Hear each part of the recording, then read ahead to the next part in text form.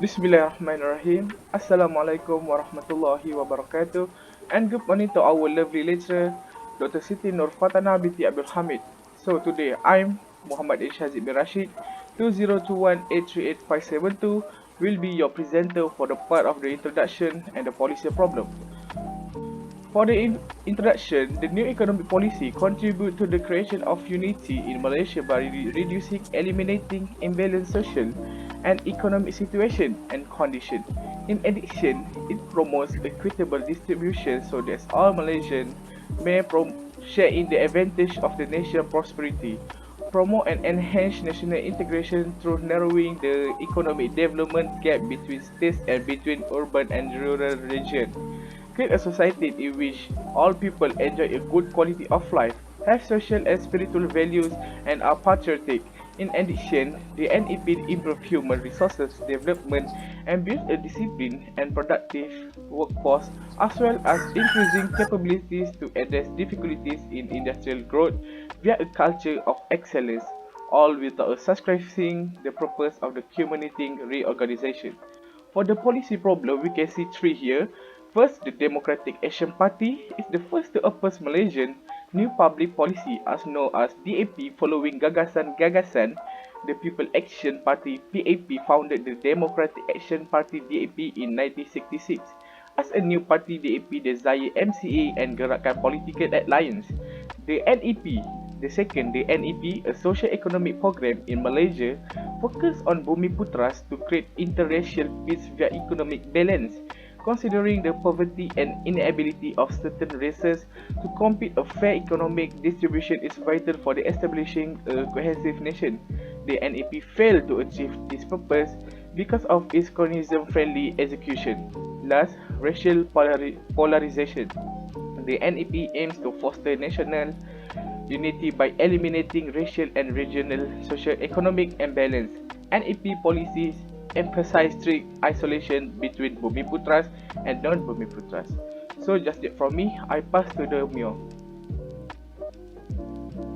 Thank you, Danish. So here I want to introduce myself. So my name is Mior Azrin Shah, and I will talk about main objective and goals for the policy.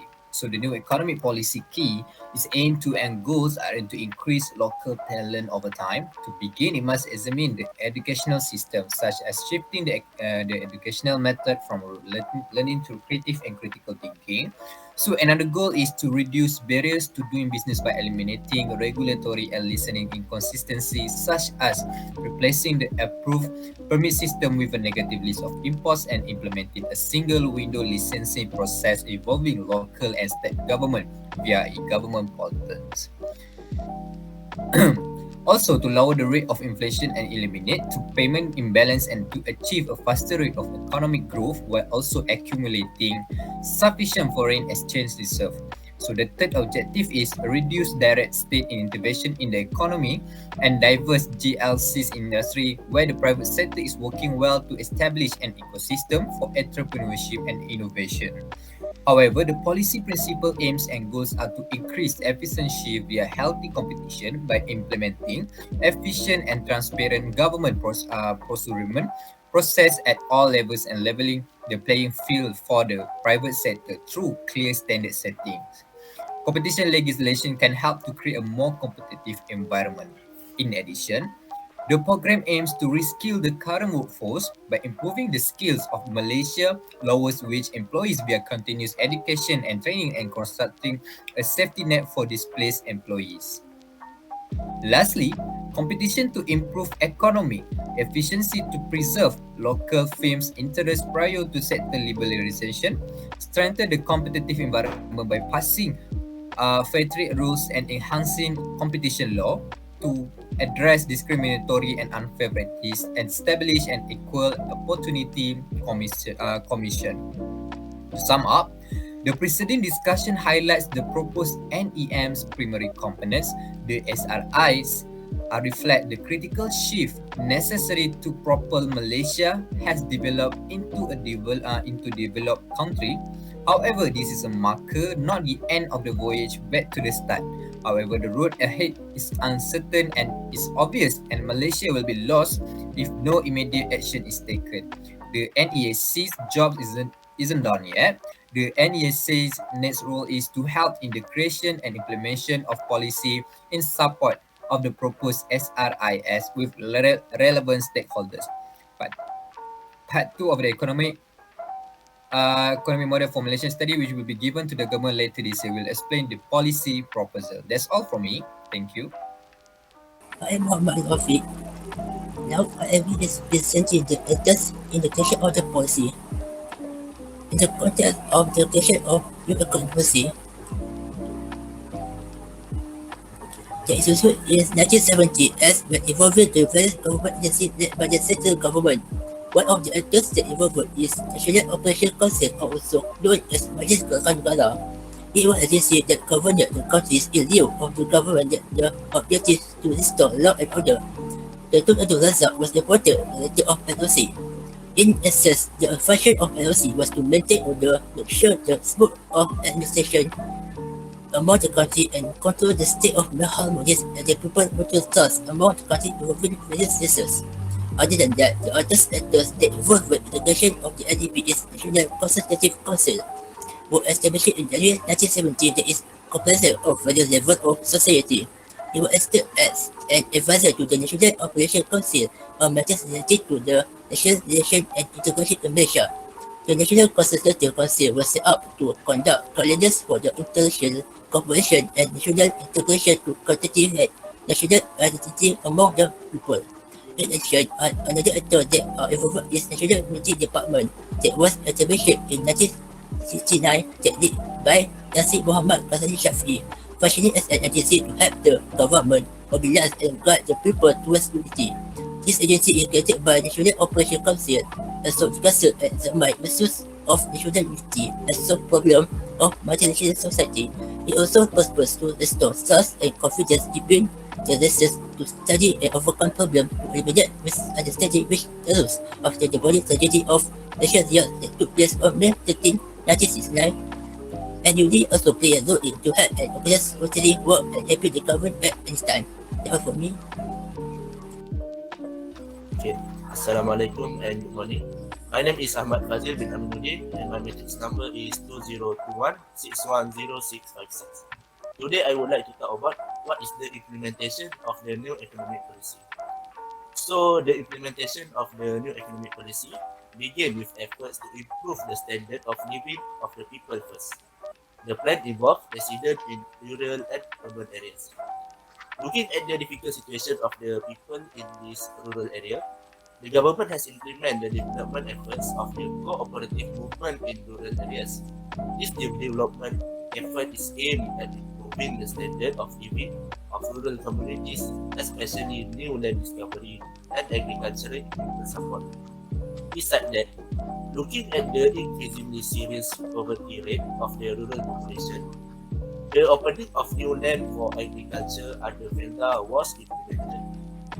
The cultivation of oil palm or rubber has been introduced by the government, and it aims to increase the income of FELDA settlers. Not enough that, there are many various other facilities provided in FELDA, such as clinic, school, transportation, and FELDA cooperative. For urban areas, the government has developed various types of industrial and business that open up more jobs and increase the income of the poor in the suburbs involving various races. With the existence of more industrial sectors, there will be a lot of job opportunities, and this will reduce the number of unemployed people in Malaysia. With more and more industry growth, the unemployment rate will also decrease. Another effort undertaken by the government is with create the Green Book Plan. It aims to increase the income of the people and the production of foodstuff to be sufficient for the needs of the country. With the existence of the Green Book Plan, the Malaysian community is obligated to use every land as best as possible. This is because the Green Book Plan requires the people to participate and be more active in advancing the economic field, especially the agricultural sector. Several agencies also have been established to diversify the economy that can increase people's income and open up job opportunities. Among the agencies established to realize this policy is the Fisheries Development Authority Malaysia (FDIM). Other than that, to achieve the aim of the economic policy, the government also established the National Rice and Paddy Board (LPN) and the Rubber Industry Smallholders Development Authority (RISDA). And its purpose is to establish was to regulate the rice and rice sector as well as stabilize the price of rice. This is because our country is well known as a rice exporter, especially in Asia. And we can see the establishment of this agency can directly open up many job opportunities, especially the field of agriculture and fisheries. The Malaysian government has chosen to undertake the introduction of small and medium enterprise. With this SME, traders will be able to do business on a small scale by opening stalls and so on. With the availability of these loans and advisory service, traders will definitely not have any difficulties in starting their business. Okay, so I will move to the next part, which is evaluation of the new economic policy. Okay, so this evaluation is based on SWOT analysis after the new economic policy was established. First, the successful implementation of the new economic policy is that contribute with efficiency is reducing poverty. Between 1970 and 1990, the actual average income of the bottom 40% of society increased from 76 to 176. This decline in poverty rates clearly proves that the government efforts to introduce the economic policy are nearing its goal. In rural areas also, there has also been a lot of rapid development today. Next, we move to what is the weakness that we can see after the new economic policy was established. Okay, one of the biggest drawbacks of the new economic policy is that it fails to have many non-Bumiputra who are eligible to benefit from affirmative action. This is seen as the case when the government focused too much on boosting the economy of the Bumiputras, but at the same time focusing less on the minorities. As we know, the original goal of the new economic policy is to ensure that the Malay economic progress understood in line with performance of the Chinese, but at the same time, the government did not focus too much on the Indian people who were not too prominent in the economic competition. Racism is also seen to still exist even after the implementation of this new economic policy. Many still prefer to lend a helping hand to certain races. If this continues, surely the problem of poverty will continue without finding any solution. Okay, so new economic policy is not only aimed at eradicating poverty, but also have many job opportunities are provided to Malaysians. This is the opportunities that we can get from the new economic policy. For example, in the manufacturing sector have been massively opened up to reduce the unemployment deficit in the country. Indirectly, more skilled workers will be able to work. With the massive job supply also, there will be no poverty issues due to this unemployment. In addition, through the new economic policy, it also provides opportunities for the transfer of people working in the underproduction sector to a more lucrative sector. The government also established a Bumiputra Enterprise and Trade Group. It was built specifically to improve the economic status of the Malays. The response was very encouraging when it was seen by many among the Malays who had started to engage with the small medium business. Okay, so last but not least, although the new economic policy has its benefits and many benefits, but there are also threats that should be taken seriously. First of the threats is new investment opportunities must be explored and they must be willing to face the risks that are common when starting new areas of business. Inefficient management has led to the failure of many Bumiputra enterprise and result in the waste of limited resource. They will not go forward if they fail to do so. Not only that, the government also often places emphasis on the importance of personal enterprise and not on the overly hopeful attitude to help. If the government had too much without making an effort, it will certainly form a lazy attitude and not one to strive in a person. There are now no more division even within the nation group. Before the new economic policy, business will not only employ people from their own ethnic groups, they also limited jobs to those in their clan. The Malays use in Malay only Malays, the Chinese use the Chinese worker only, and the Indians only use the Indian worker. Okay, that's that from me. So we move to the next part, which is recommendation. Okay, now I will be presenting the recommendation. Based on the study about the new economic policy, the recommendation that can be presented and voiced are the new economic policy needs to be sustained and continued by the government because it is a policy model that is specific, forward-looking and comprehensive. All the policies made in the NEP are very compatible and meet the needs of the people. Nowadays, the government of Malaysia faces unsatisfactory economic challenges. The income gap between this and poor is widening and the people infrastructure can not be fully provided. For that, government must take further action to overcome the problem with the implementation of several policies. Fadzil, NEP is one of the best policy models that the government can emulate because the objective of the policy will appropriate in eradicating poverty and bridging the income gap among the people. Other recommendations that can be provided are the implementation of the new economic policy must have a relevant update of the policy implementation approved by the government.